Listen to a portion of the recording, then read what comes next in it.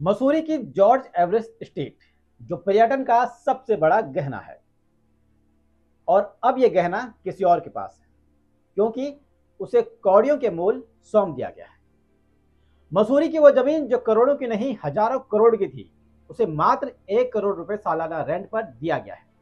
और इसमें शामिल हैं बड़े बड़े नाम, बाबा रामदेव से जुड़े हुए लोग, और ऐसी मिली भगत कि पूरा सिस्टम दंग रह जाए।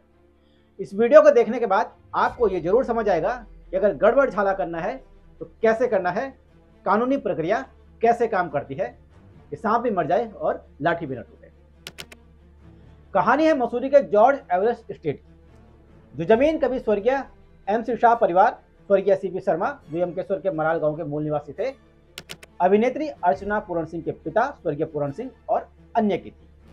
उस समय उत्तराखंड यूपी का हिस्सा हुआ करता था, और फिर उस समय पर्यटन विकास ने 1990 से लेकर 1992 तक इस जमीन को इन लोगों से एक्वायर कर लिया था। ये हिल स्टेशन मसूरी का बहुत खूबसूरत हिल स्टेशन है। यहाँ से जबरदस्त व्यू दिखता है पहाड़ों का, और नीचे की जो वादियाँ हैं, दून घाटी है उसका। इसीलिए व्यू की वजह से ये ज़मीन बहुत ही बेशकीमती हो जाती है, और तभी से देश दुनिया के सारे बड़े उद्योगपतियों और कारोबारियों की नज़र इस ज़मीन पर थी। कोशिशें भी हुई इसे हथियाने की।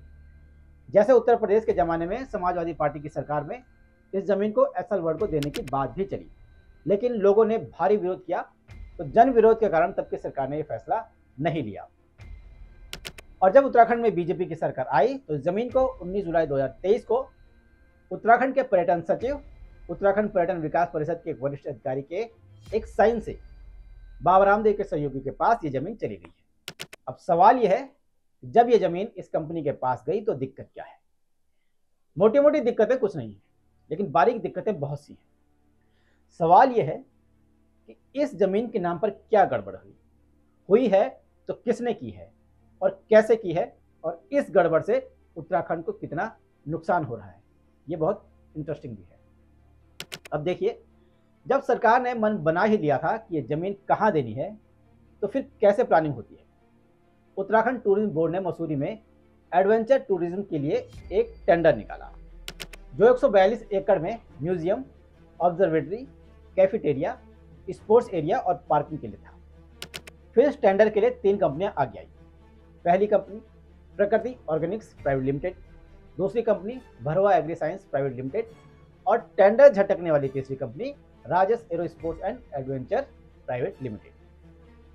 तीनों ही कंपनियों में बाबा रामदेव के सहयोगी बालकृष्ण की हिस्सेदारी थी। किसी में 99.85%, किसी में 99.98% और किसी में 69.43% हिस्सेदारी थी। यानी कि स्वामित्व बालकृष्ण के पास ही था, जबकि टेंडर की शर्तों का खुला उल्लंघन है, जिसमें एंटी कॉल्यूशन अंडरटेकिंग दी जाती है, जिसका मतलब ये होता है कि बोली लगाने वाली कंपनियों का एक दूसरे से ताल्लुक न हो। तो ऐसे में बिडिंग का ढकोसला करने का क्या फायदा, जब एक ही आदमी की 3 कंपनियां हिस्सा ले रही हैं। किसी को भी टेंडर मिलता तो फायदा तो उसी शख्स को होना था। तीनों कंपनियों के बुक ऑफ अकाउंट एक ही कार्यालय और एक ही पते पर। टेंडर डालने वाली अन्य 2 कंपनियां शर्तें पूरा नहीं करती थी और किसी न किसी रूप में राजस एरो स्पोर्ट से जुड़ी हुई थी। और इस तरह मसूरी जैसे संवेदनशील हिल स्टेशन में खरबों की जमीन एक बेनामी कंपनी को दे दी गई, वो भी सिर्फ 1 करोड़ रुपए सालाना किराए पर। अब नया खेल देखिए। कहने को तो फिलहाल 15 साल के लिए जमीन दे दी गई है, लेकिन हकीकत में कुछ और है। अब हर बार ही इस कंपनी को ये जमीन मिलती रहेगी, क्योंकि प्लानिंग इसकी हो चुकी है। पर्यटन विभाग ने डील में एक पॉइंट और ऐड कर दिया है, और वो ये ऐड किया है कि 15 साल काम करने के बाद भी अगर पर्यटन विभाग इस जमीन को फिर से इन एक्टिविटी के लिए किसी कंपनी को देना चाहता हो, तो उस समय भी उसे सबसे पहले इसी कंपनी को देना होगा। यानी कानूनन सब सेट है, फिक्स है। अब एक और गजब का हाल देखिए।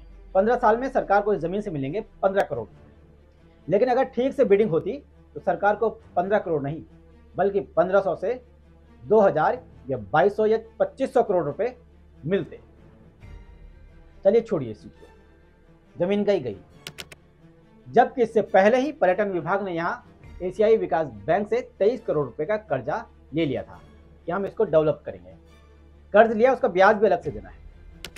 सवाल तो उठेगा कि आखिर किस पर ये मेहरबानी हो रही है। इसके अलावा जो केदारनाथ के विधायक हैं मनोज रावत, उन्होंने सूचना के अधिकार में मिली जानकारी के आधार पर यह भी बताया कि कर्जे के 23 करोड़ रुपए के काम में से 5 करोड़ रुपए के काम भी नहीं जमीन पर दिख रहे हैं।